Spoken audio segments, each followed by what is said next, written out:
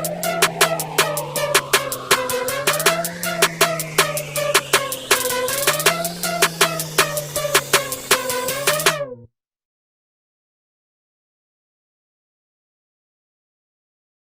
selamat pagi anak ibu semua. Hari ini kita akan menyambung pelajaran lagi BMR yang mana kita masuk ke bab 3. Bab 3 mengenai galah panjang. Nah, ketika ibu mengajarkan tadi, ya, ibu minta kamu sambil membuka buku melihat video ini. Oke, kita masuk ke bab 3 mengenai galah panjang. Oke, pengertian dari galah panjang.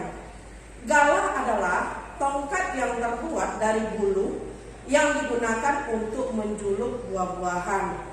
Ya, galah panjang merupakan salah satu permainan rakyat yang masih dimainkan hingga sekarang. Ibu bertanya, mengapa disebut permainan galah panjang? Karena tangan pemain harus melintang, ya, melintang panjang seperti tangan ibu ini dan lurus seperti galah, menjuluk buah-buahan, ya. Adapun di tempat lain permainan galah panjang dinamakan dengan halang lintang dan juga cakbur. Kenapa disebut permainan cakbur? Dikarenakan permainan ini diawali dengan kata cak dan diakhiri dengan kata bur apabila berhasil melewati rintangan, ya. Dalam permainan galah panjang sangat cenderung adanya resiko jatuh dan cedera karena di sini menggunakan kita berlari. Nah, gelanggang dalam permainan galah panjang sangat dianjurkan dan dilakukan di atas rumput ataupun di tanah kosong yang tidak berbatu. Dan apabila misalnya kita bermain di dalam gedung, ya, sangat dianjurkan sekali agar gelanggang atau tempat atau wadah itu dilapisi matras. Nah, maksud dari gelanggang adalah tempat atau wadah dalam melakukan permainan galah panjang. Gelanggang dalam permainan galah panjang berupa 6 buah kotak yang bertaut dengan ukuran tiap kotak sekitar 3 x 3 meter. Nah, dia segi 4 ini.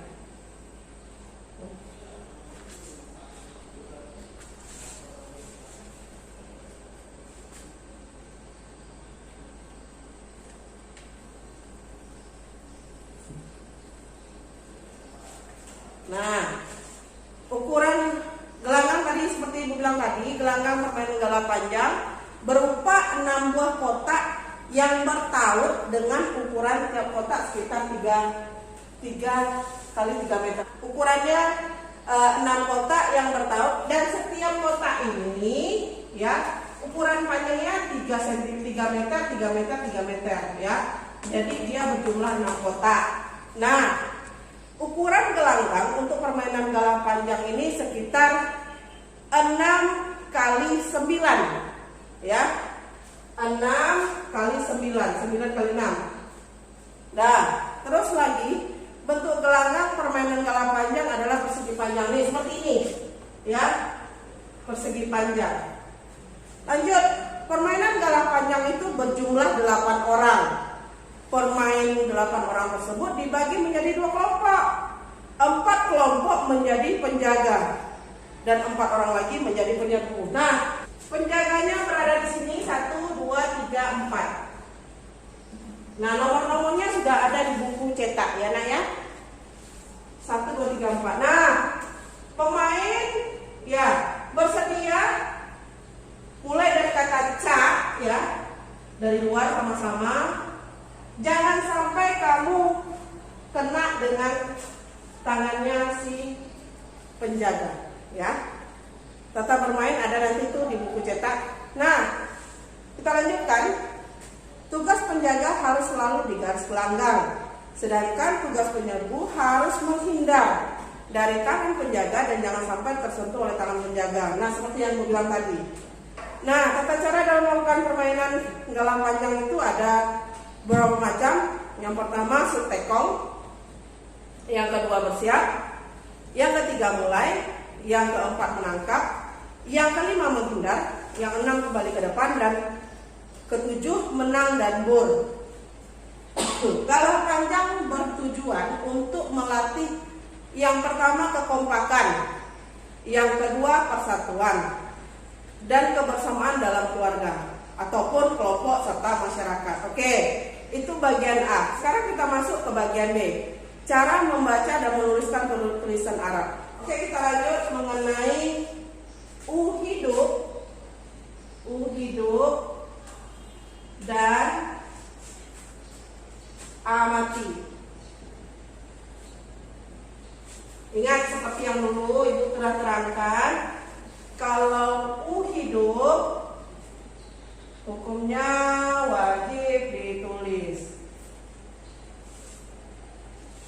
Kalau A mati hukumnya tidak wajib ditulis atau dicoret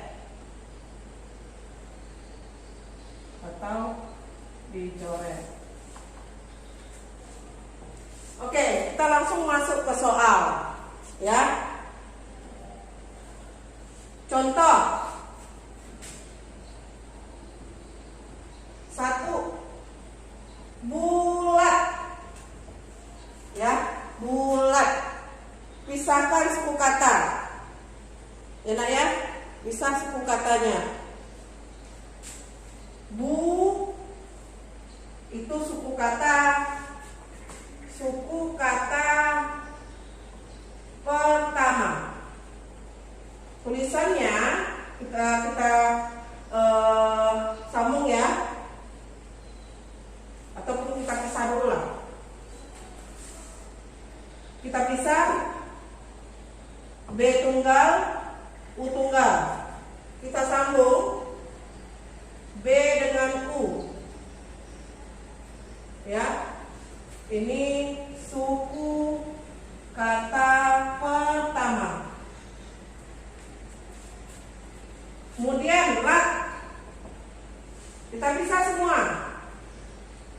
Lam, ini A-nya kan hukumnya tidak boleh bukan dikaret. L dengan T tunggal, ya. Kita sambung L awal T akhir. Ini suku kata kedua. Kita sambung menjadi satu kata, ya. Dari dua suku kata menjadi satu kata. B awal U akhir, L awal T akhir. Nah, jadi dia bulat. Ya, oke, kita lanjut contoh yang kedua. Soalnya jubah, ya. Kita pisah suku kata. Ju suku kata pertama, B suku kata kedua. Kita pisahkan hurufnya J dengan U. Kita sambung J awal, U akhir. Ini suku kata pertama, ya. Ba suku kata kedua. Ingat A tadi tidak ditulis atau dicoret. Kita pisahkan hurufnya B tunggal dan H tunggal, ya. Kita sambung dengan B dengan H ini, B awal A akhir. Suku kata kedua. Nah, kita gabung, ya. Kita gabung huruf per huruf jadi satu kata, ya. Dari kata jubah, J awal, U akhir, B awal, H akhir. Nah, jadi dia sama seperti catatan kamu, ya. Oke, gua hapus ini. Kita sambung catatan soal nomor 3, ya. Nomor 3, udang.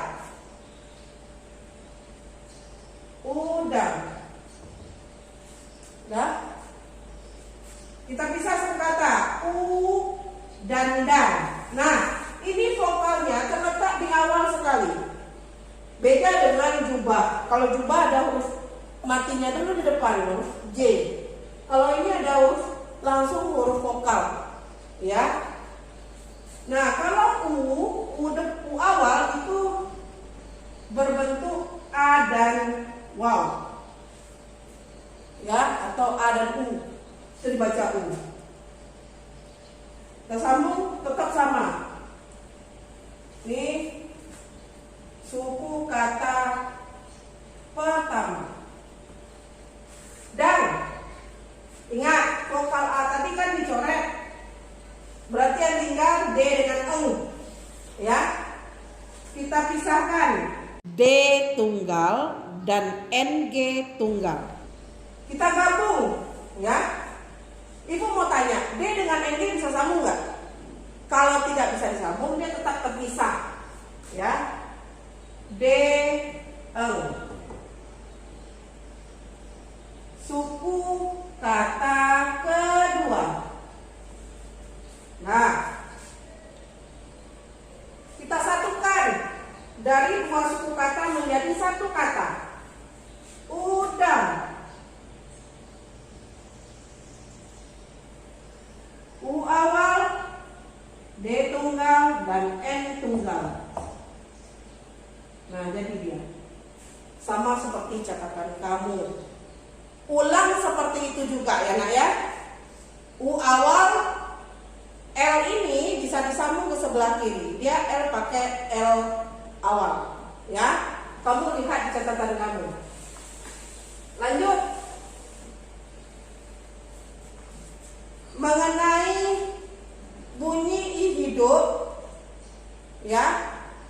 Bunyi I hidup, I atau U mati. Berarti ada dua itu.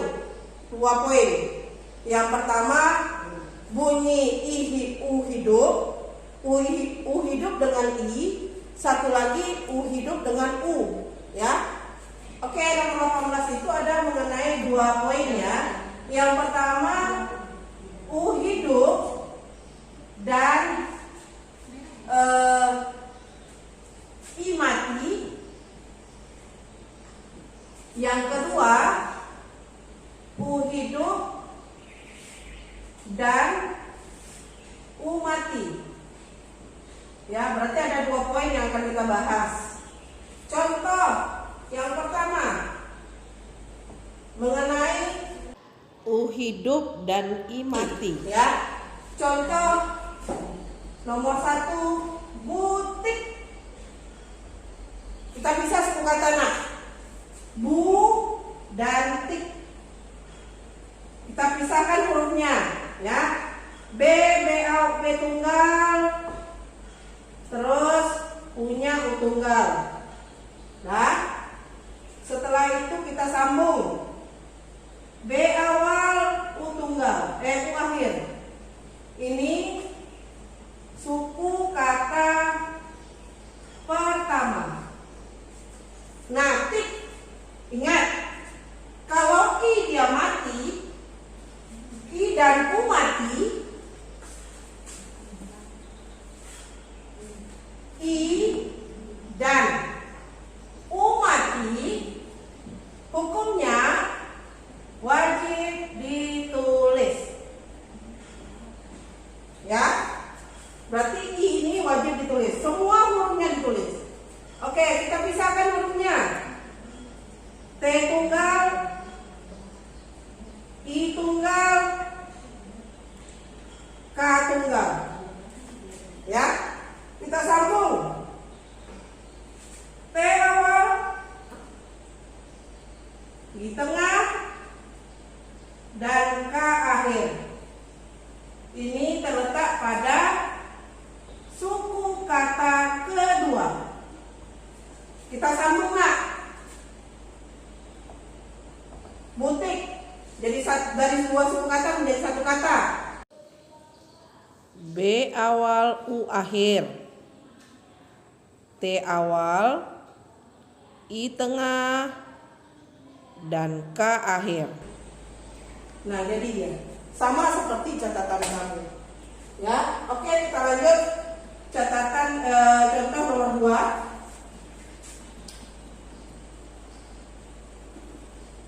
Cubit.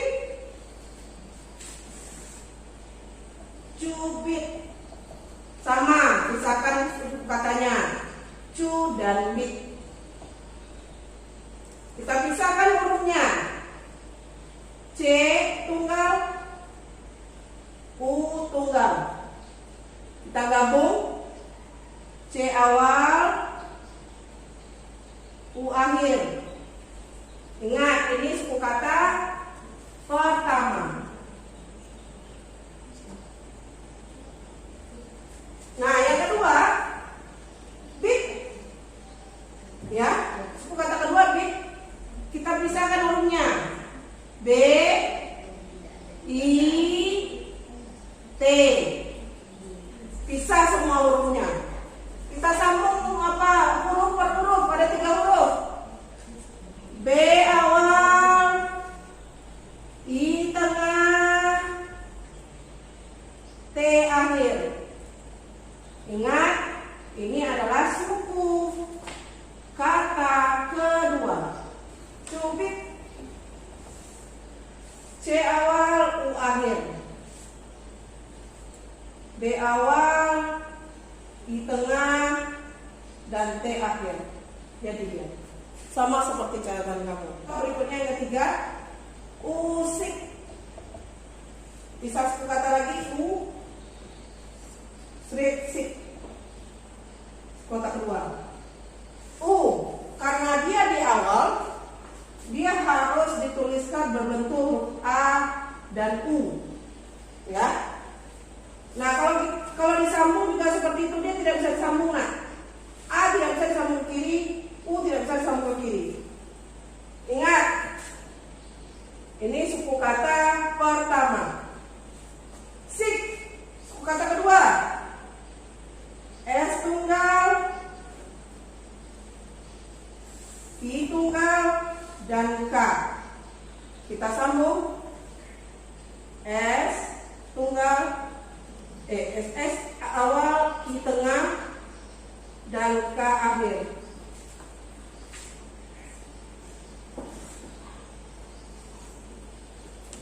Nah, ini SK kedua, suku kata kedua. Ya. Oke. Kita sambung. Usik.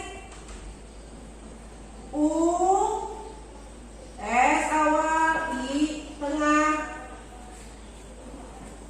K akhir. Ya. Sepertinya lupa. Nah, jadi dia usik. Nah, itu ada 3 contoh. Sekarang mengenai contoh U hidup dan U mati. U hidup hukumnya ditulis, U mati tetap wajib ditulis. Contoh, cukup. Contoh 1, cukup. Bisa suku kata cu dan kup. Ya. C tunggal, U tunggal. Sambung. C awal, U akhir. Ingat, ini suku kata pertama. Kup. Kita bisa hurufnya K, U, T akhir. T tunggal. Karena ini dipisahkan huruf-hurufnya. Kita sambung. K, U. K awal, U akhir, T tunggal. Ini S suku kata kedua. Nah, kita sambung. Dari 2 suku kata menjadi 1 kata. Cukup. C awal, U akhir, K awal, U akhir, T tunggal. Jadi dia. Nah, begitu juga dengan subur. Pisahkan suku katanya su dan bur. Pisahkan huruf-hurufnya terlebih dahulu. Setelah itu kamu gabung dari 2 suku kata menjadi 1 kata. Ya. Kita lanjut contoh soal terakhir mengenai ukur. Yang ketiga ya. Yang kedua kamu bisa apakan? Kamu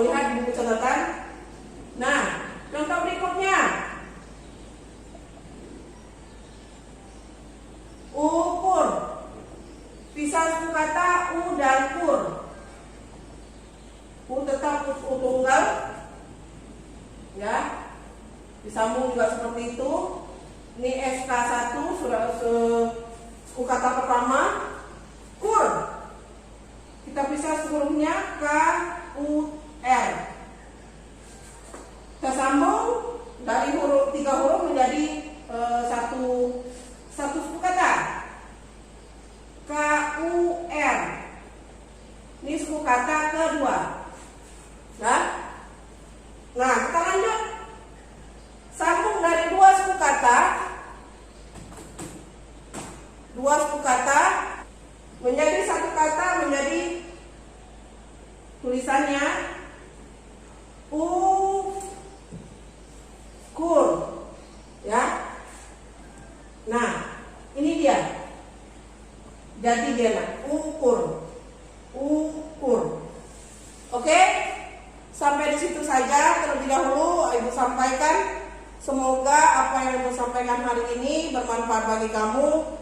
Ibu harapkan kalau kamu tidak paham dengan tulisan Arabnya, kamu boleh mengulang-ulang kembali video ini. Ibu harapkan kamu menonton video ini. Karena apa?